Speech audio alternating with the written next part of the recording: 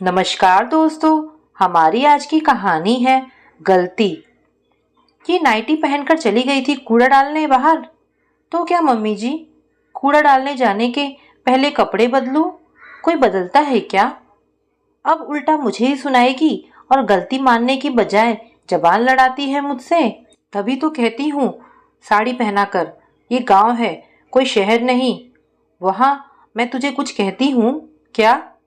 दिन भर तो साड़ी लपेटे ही रखती हूँ, पर इतनी गर्मी में रात को नाइटी ना डालूं तो पूरी रात जगी ही रह जाऊंगी। ये आप क्यों नहीं समझती मम्मी जी? मेरे समझने ना समझने से कोई फर्क नहीं पड़ता। अभी तू गई ना नाइटी में, आज दिन भर हर आने जाने वाला घुमा फिरा कर यही बात करेगा। तो करने दीजिए ना मम्मी जी, क्या फर्क पड़ता है? मैंने सुविधाजनक कपड़ा ही तो पहना है, कोई गुनाह तो नहीं कर दिया ना। दिन भर इतना काम तो करती हूँ ना साड़ी पहनकर। अरे, तो क्या एहसान करती है मुझ पर? शादी से पहले बताया तो था कि गांव जब आएगी तो गांव के नियमों का पालन करना होगा। बाहर चाहे जो करे, तो करती तो हूँ ना पालन मम्मी जी। आप तो छत पर भी नहीं सोने देती। वहां सोने दें तो भले मैं रात को साड़ी ही पहनकर सो जाऊं। बहुएं छत पर नहीं सोती, मुझे देखा है कभी? जबकि मेरी तो अब उम्र भी होने चली। तब तक छत पर सोई ननद, जो कल ही मायके आई थी, ऊपर से उतर आई थी और माँ और भाभी की बात को अनदेखा करते हुए कुछ काम करती जा रही थी। कविता, मैं तो तंग आ गई हूँ। हर बात हर चीज पर इसे मुझसे बहस करनी होती है। अरे, 8-10 दिन के लिए समझौते नहीं कर सकती क्या? तू सब चुपचाप सुन रही है, समझाएगी सो नहीं अपनी भाभी को? बता तो इसे। माँ ने बेटी को देखकर अपने पक्ष में बोलने के लिए कहा। मैं क्या बोलूं? मम्मी, एक काम करो, कूड़ा फेंकना ही मसला है ना, जिसके चलते सुबह भाभी को नाइटी में जाना पड़ा है और लोगों के बात करने का डर है। मैं यही कर सकती हूँ कि जब तक यहाँ हूँ कूड़ा मैं ही डाल आया करूँगी। कविता ने बोला।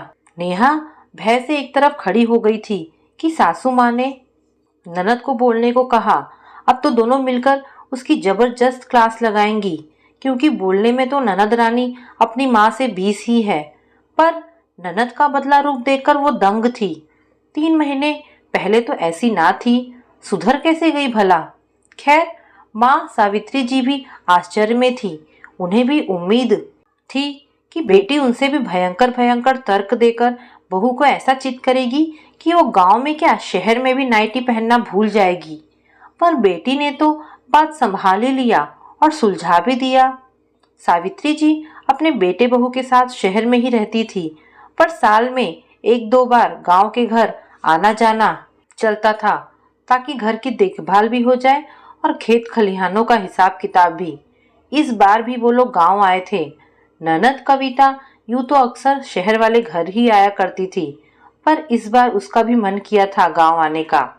नेहा जब जब सास ननद मिलती तो बहुत डर जाया करती, क्योंकि दोनों मिलकर कभी भी किसी भी बात का मसला बना देती और दिन भर वाक के युद्ध छिड़ा रहता।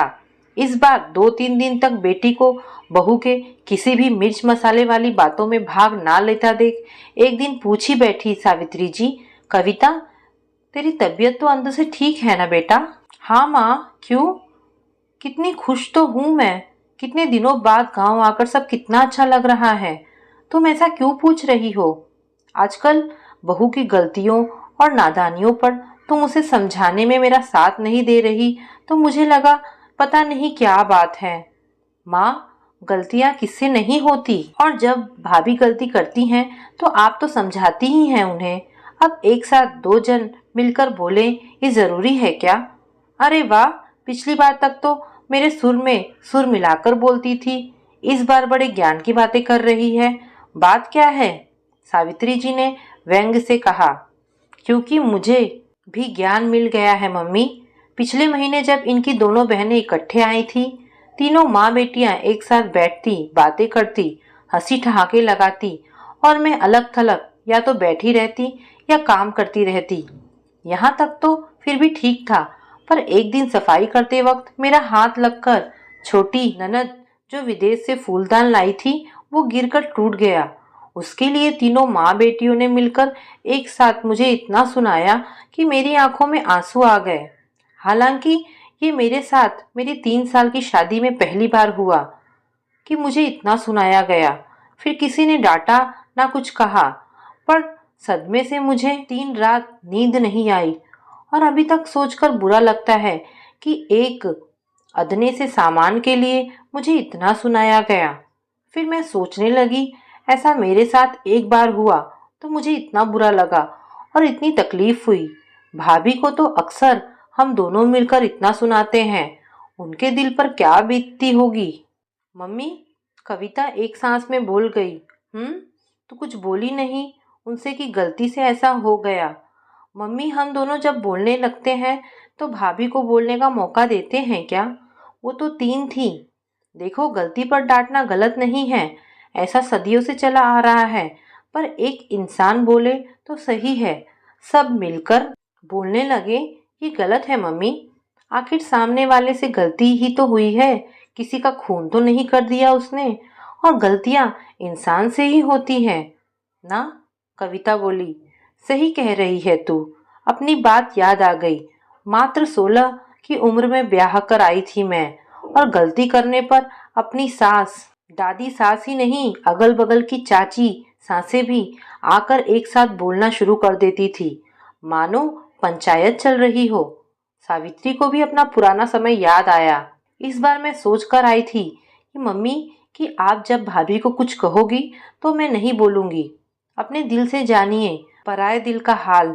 खुद पर बीती तो समझ में आया, और ससुराल में ही नहीं, कहीं भी आप अगर गलती करते हो तो एक इंसान आपको डांटे बताए तो सही, पर सारे लोग एक साथ बोलने डांटने लगे तो कितना बुरा और अजीब लगता है ना। उस समय लगता है मानो दुनिया का सबसे बुरा इंसान मैं ही हूँ क्या। होता है ना, बोलो। मैं भी समझ गई बेटा, आगे से भी बहू को उसकी गलती पर समझाऊंगी जरूर, पर पंचायत नहीं करूंगी। आखिर वो भी तो इंसान है, मेरी तरह और मेरी बेटी की तरह। सावित्री जी को अपनी गलती का एहसास हो चुका था। तो दोस्तों, ये कहानी आपको कैसी लगी मुझे कमेंट करके अवश्य बताएं। धन्यवाद दोस्तों।